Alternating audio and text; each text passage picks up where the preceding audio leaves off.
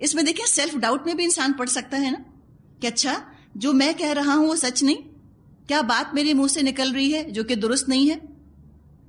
تو یہ دو دھاری تلوار کا کام کرتی تھیں ایسی باتیں، دوسروں کو بھی بدگمان کرنا اور اس شخص کو خود بھی بدگمان کرنا، اپنے آپ سے سیلف ڈاؤٹ میں ڈالنا۔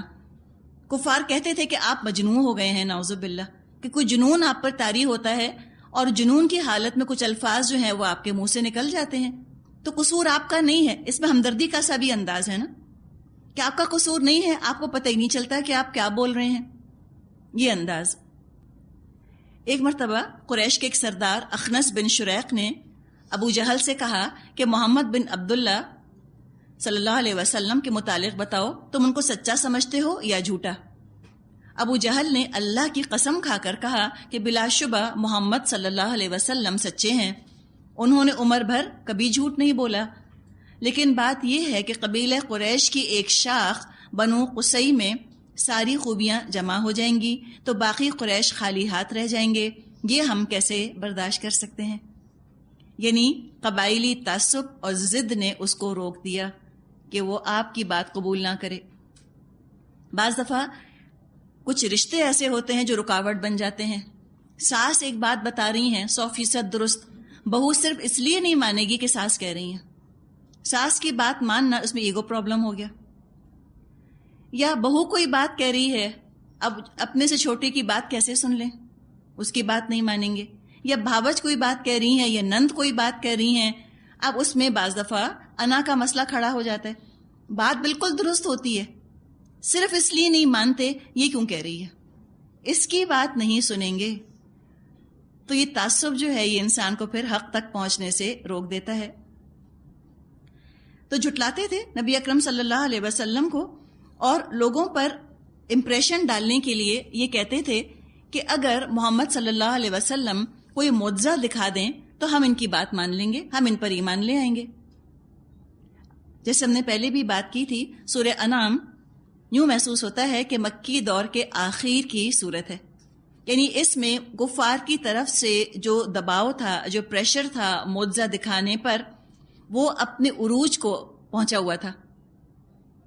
اور ہو سکتا ہے بربنائے طبع بشری انسان ہونے کے ناطے نبی اکرم صلی اللہ علیہ وسلم کے دل میں بھی خیال آیا ہو کہ اللہ تعالیٰ ان کو معجزہ دکھا دے تو یہ بات مان لیں گے، اور جو ان کے دل میں یہ ارمان یا خواہش اگر پیدا ہوتی ہوگی معجزہ دکھائے جانے کی، تو وہ خود کو سچا ثابت کرنے کے لیے یا اپنی پوزیشن محکم کرنے کے لیے نہیں، اپنے فائدے کے لیے نہیں کہ مجھے سچا سمجھ لیں، ان کے فائدے کے لیے کہ یہ ایمان لے آئیں، یہ کسی طرح آگ سے بچ جائیں، آخرت کے عذاب سے یہ کسی طرح سے بچ جائیں۔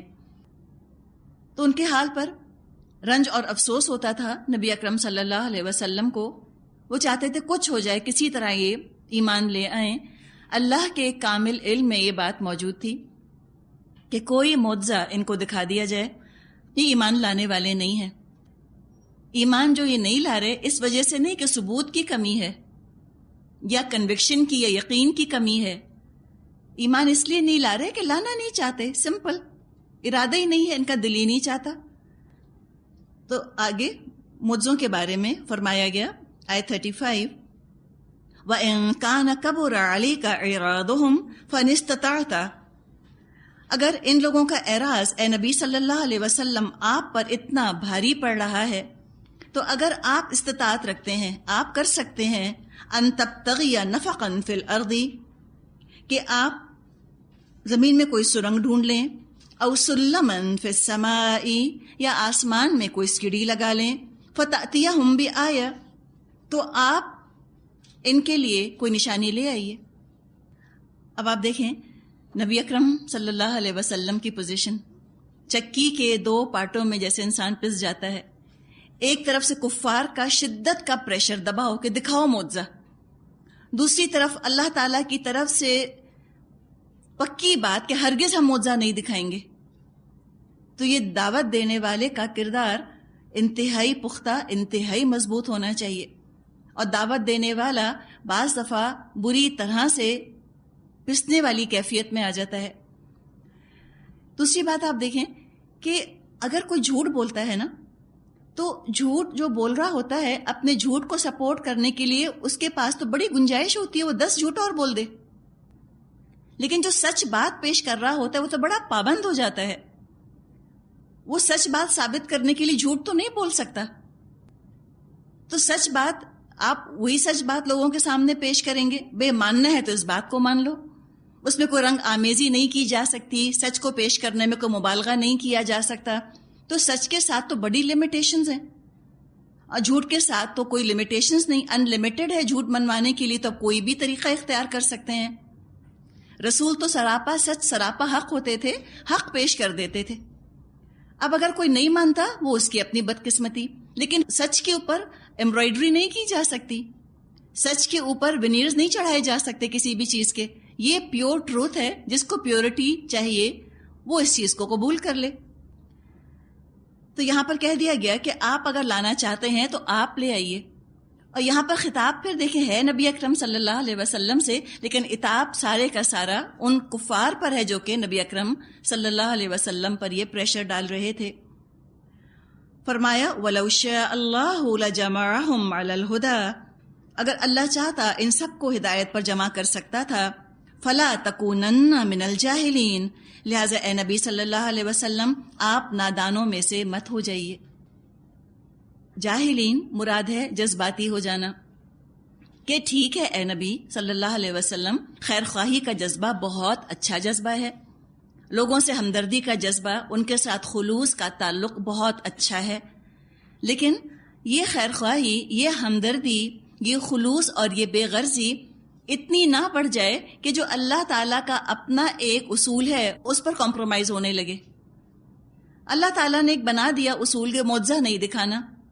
اب آپ ان کی ہمدردی، ان کی خیر خواہی میں اتنا زیادہ آپ مصروف مت ہو جائیے کہ آپ یہ تمنا کرنے لگیں کہ ان کو معجزہ دکھا دیا جائے. اور ایمان جبری طور پہ لانے کی اللہ تعالیٰ نے ان سے کہا بھی نہیں کہ تم جبری طور پہ ایمان لاؤ، اور جبری طور پہ کسی کو ایمان پہ لایا نہیں جا سکتا. یہ تو اپنے دل کھول کے خود ماننے والی چیز ہے. اللہ تعالیٰ زبردستی منوانا چاہتا سب کی گردنیں جھکوا دیتا، لیکن دراصل خود اپنی عقل کو، اپنے ارادے کو استعمال کر کے اور ایمان کی طرف بڑھنے کی دعوت دی جا رہی ہے. کون ایمان لاتے ہیں ان کا ذکر فرمایا آیت 36، انما یستجیب الذین یسمعون، بے شک لبیک کہتے ہیں وہ لوگ جو سنتے ہیں، جو سنتے ہیں. کیسا سننا؟ جیسے سننے کا حق ادا کرنا، صرف آواز نہ سنیں، صرف الفاظ کانوں سے نہ ٹکرائیں، بلکہ الفاظ کے اندر جو معنی پوشیدہ ہیں اور اس معنی کا، اس میننگ کا جو تقاضا ہے اس کو کوئی محسوس کرے. یسمعون، سننے والے، سننے کا حق ادا کرنے والے. اور سنتا وہ ہے جو زندہ ہوتا ہے. یہاں سورہ انعام میں آپ کو ظلمات اور نور، زندگی اور موت، یہ آپ کو الفاظ اس طرح کے ملیں گے. اس سے روحانی کیفیت بھی اکثر مراد لی جائے گی، یعنی جسمانی زندگی، جسمانی موت کی بات کم ہی آئے گی یہاں پر، وہ بھی آئے گی لیکن کم. اکثر جو بات کی جائے گی زندگی اور موت کی، وہ روحانی زندگی، روحانی موت کی بات ہے. یسمعون، سنتے ہیں لوگ، زندہ جو ہوتے ہیں وہ سنتے ہیں. والموتى، اور رہے مردے.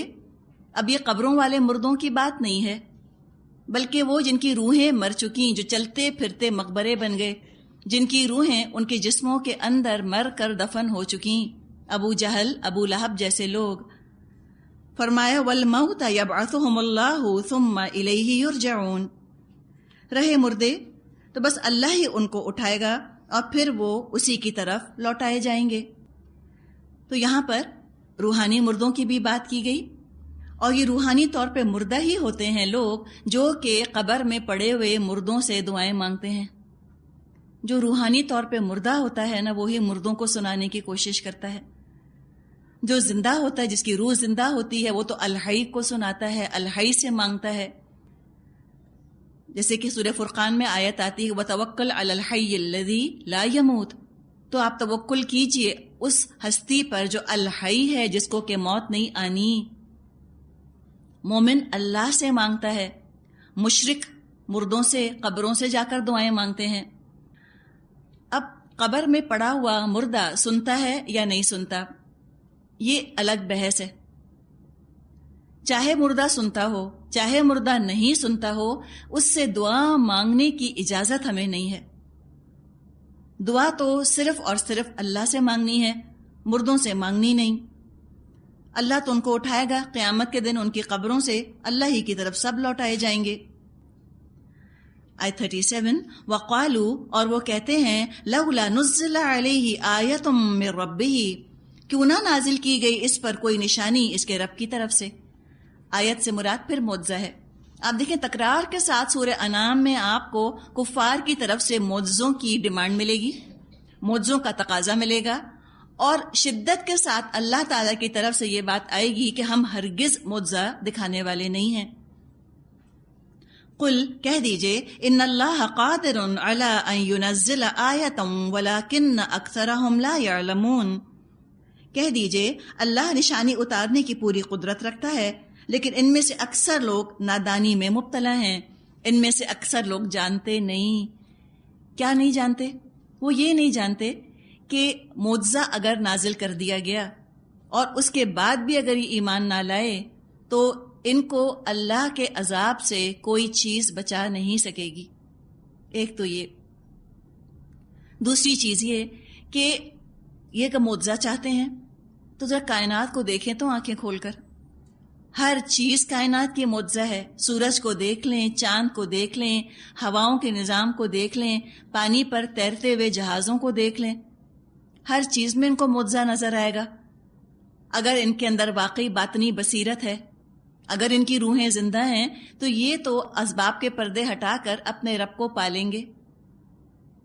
اللہ کو جاننا چاہتے ہیں تو کائنات کو دیکھ لیں، اللہ مل جائے گا ان کو، اللہ کی پہچان ہو جائے گی۔ اور اگر اللہ سے جان پہچان کرنا نہیں چاہتے، اللہ کو ماننا نہیں چاہتے، فیصلہ یہ کر لیا کہ اللہ کو ماننا نہیں، تو کوئی معجزہ دکھا دیں، یہ مان کر نہیں دیں گے۔ ایک واقعہ آتا ہے سیرت میں کہ نبی اکرم صلی اللہ علیہ وسلم کا ایک رشتہ دار تھا، کہا جاتا ہے پھوپھی ذات بھائی تھا۔ اللہ کے رسول نے بہت وقت لگایا، بہت اس پر محنت کی، اور وہ بالکل اسلام قبول کرنے کے قریب آ گیا۔ ایک دفعہ اسی طرح رد و قضا بحث ہو رہی تھی، کفار مطالبہ کر رہے تھے نبی اکرم صلی اللہ علیہ وسلم سے کہ آپ معجزہ دکھائیے۔ یہ آپ کا رشتہ دار بھی وہاں پر موجود تھا، اور جب آپ نے فرمایا کہ میں معجزہ دکھانے پر قادر نہیں ہوں، اس بات پر وہ لوٹ گیا۔ اس نے کہا کہ محمد، اگر تم واقعی اللہ کے رسول ہوتے تو تم معجزہ دکھا دیتے۔ تو دیکھیں اس طرح لوگوں کی باتوں کا، لوگوں کے پروپیگنڈے کا دوسروں کی سائیکی پر، دوسروں کی نفسیات پر اثر تو ہوتا ہے۔ تو فرمایا کہ یہ لوگ جانتے نہیں کہ اللہ چاہے تو دکھا سکتا ہے، اللہ تو غیب پر ایمان کا امتحان لینا چاہ رہا ہے۔ سب کچھ سر کی آنکھوں سے دکھا دینا ہوتا تو پھر ایمان بالغیب کیا ہوا؟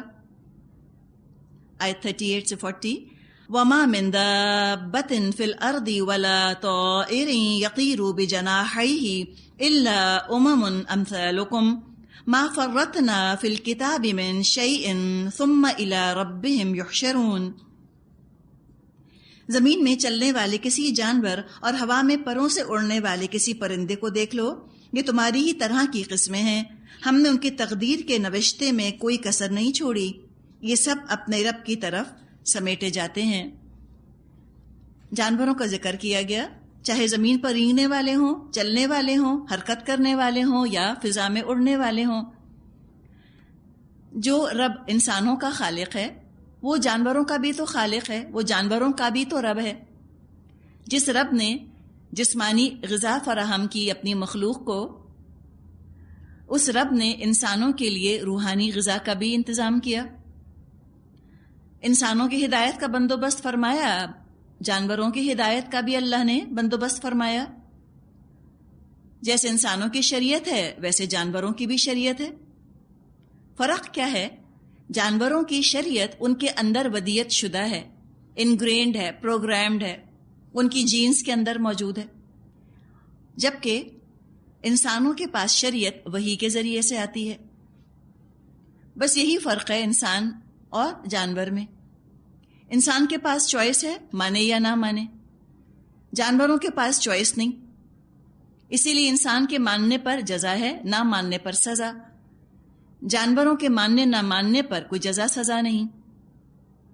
مثال کے طور پہ بکری کو اگر دیکھیں، اس کی شریعت یہ ہے کہ وہ چارہ کھائے گی، گوشت نہیں کھائے گی، یوں سمجھے کہ اس پر گوشت حرام ہے۔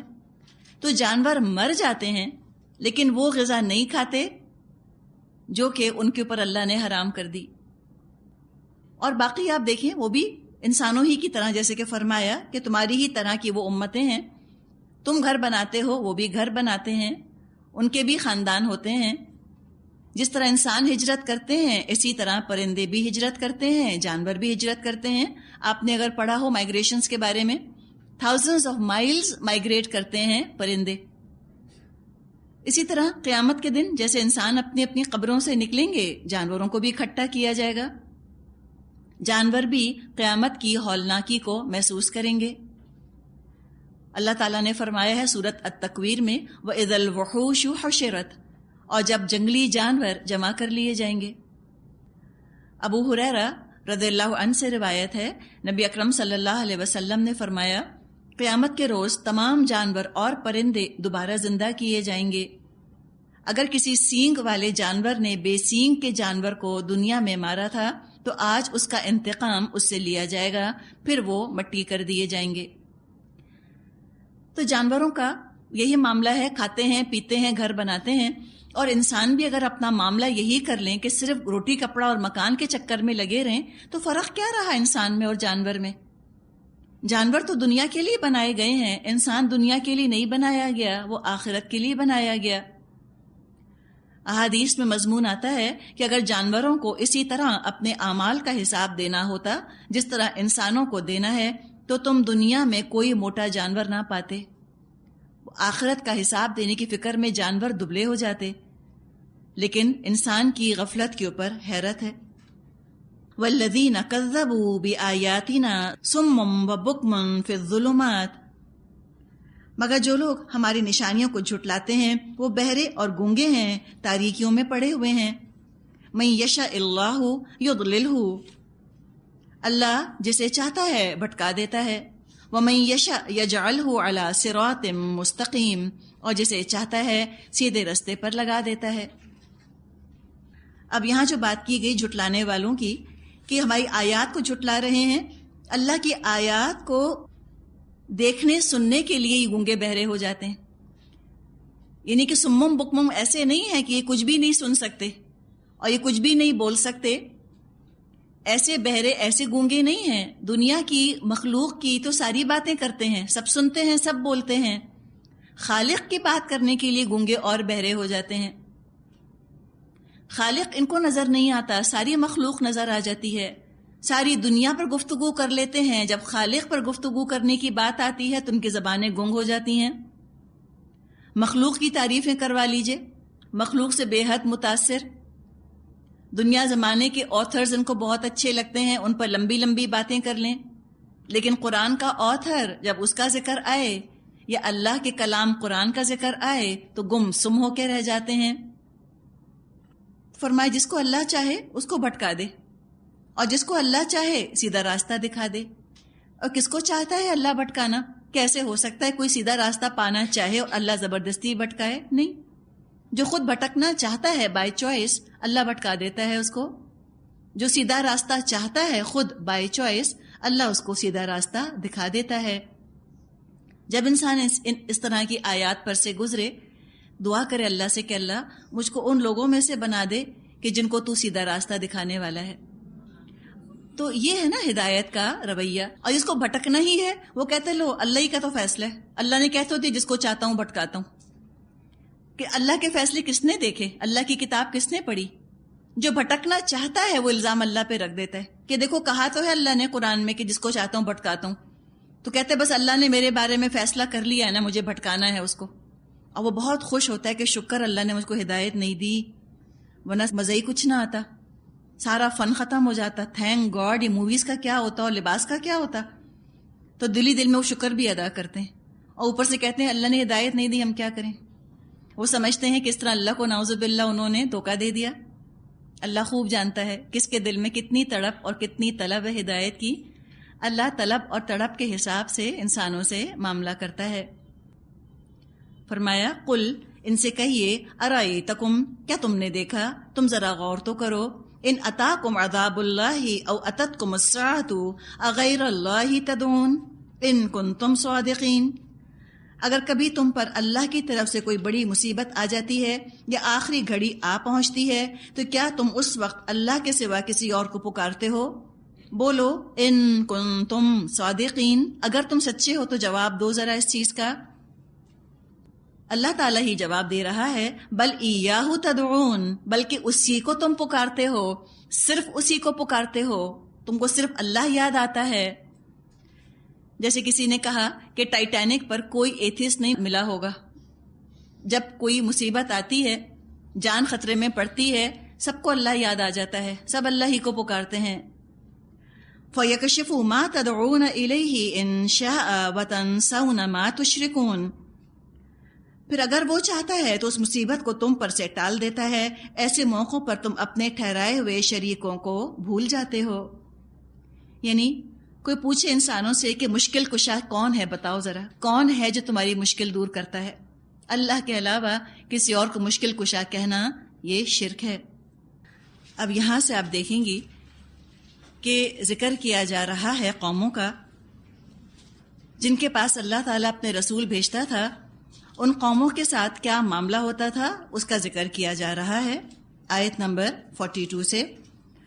وَلَقَدْ أَرْسَلْنَا إِلَىٰ أُمَمٍ مِّن قَبْلِكَ فَأَخَذْنَاهُمْ بِالْبَأْسَاءِ وَالضَّرَّاءِ لَعَلَّهُمْ يَتَضَرَّعُونَ، تم سے پہلے بہت سی قوموں کی طرف ہم نے رسول بھیجے اور ان قوموں کو مصائب اور آلام میں مبتلا کیا تاکہ وہ عاجزی کے ساتھ ہمارے سامنے جھک جائیں۔ یوں سمجھیں کہ جیسے کسی بہت سخت زمین میں بیج ڈالنے سے پہلے اس زمین کو ہل چلا کے نرم کیا جاتا ہے، اسی طرح قومیں جب سخت دل کی ہو جایا کرتی تھیں، اللہ تعالیٰ ارادہ فرماتا تھا کہ ان کی خیر بھلائی کے لیے، ان کی فلاح کے لیے ان کی طرف ایک رسول بھیجا جائے، تو رسول کو بھیجنے سے پہلے ان کے دلوں کی سختی جو گناہوں کی وجہ سے پیدا ہو گئی ہوتی تھی، اس کو دور کرنے کے لیے کچھ مشکلات، کچھ مصائب کا حل ان کے دلوں پر، ان کی زندگیوں میں چلایا جاتا تھا۔ جب سب کچھ بالکل سموتھ چل رہا ہوتا ہے، اچھا ہو رہا ہوتا ہے، انسان کی توجہ اپنی گناہوں، اپنی کوتاہیوں کی طرف نہیں جاتی۔ جب زندگی کے روٹین میں کوئی بریک آتی ہے، کوئی مسئلہ کھڑا ہوتا ہے، زندگی میں کوئی پریشانی آتی ہے، تو جن لوگوں کے اندر کچھ بھی خیر ہوتا ہے، ذرا بھی جن کے اندر ایمان موجود ہوتا ہے، جن کی روحیں کچھ نہ کچھ زندگی کی رمق رکھتی ہیں، ان کو ضرور مشکلات اور مصائب میں اپنے گناہوں، اپنی کوتاہیوں کا خیال آتا ہے۔ انسان سوچتا ہے ضرور مجھ سے کوئی گناہ ہوا ہے، ضرور مجھ سے کوئی غلطی ہوئی ہے جس کی کہ یہ سزا مجھ کو مل رہی ہے۔ یہ نشانی ہوا کرتی تھی کہ قوموں کے اندر ابھی زندگی باقی ہے، ان کے اندر کچھ نہ کچھ خیر باقی ہے۔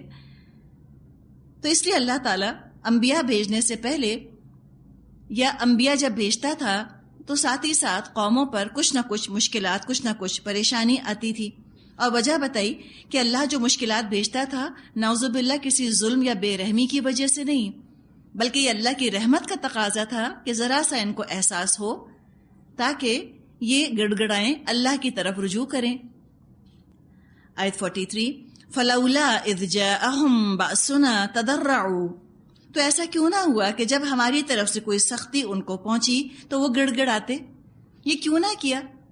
شکوہ ہے اللہ کا لوگوں سے، اور قوموں کی تو بات اپنی جگہ، اگر ہم اپنی زندگیوں کو سامنے رکھیں، کوئی پریشانی آئے، کوئی کام اپنے پلان کے مطابق نہ ہوا ہو، تو انسان کی انسانیت کا، اللہ کا بندہ ہونے کا تقاضا یہ ہے کہ ہم اپنی گریبانوں میں جھانک کر دیکھیں، ہم اللہ پر نعوذ باللہ کبھی نہ الزام ڈالیں، ہم اپنے گناہوں کو دیکھیں کہ کیا وجہ ہوئی جو یہ مشکل آئی۔